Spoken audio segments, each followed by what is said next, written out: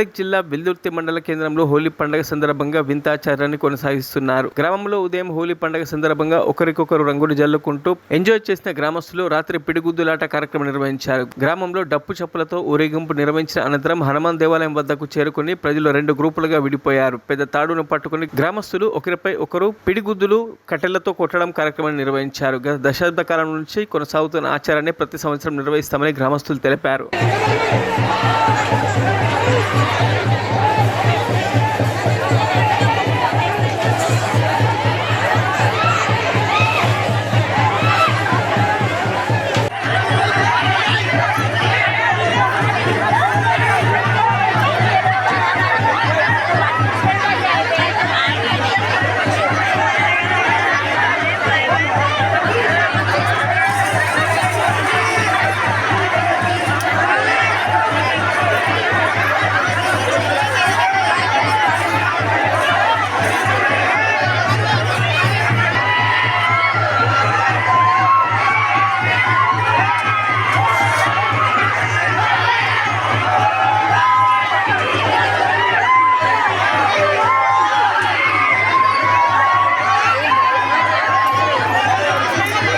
మరిన్ని అప్డేట్స్ కోసం మా ఛానల్ని సబ్స్క్రైబ్ చేయండి.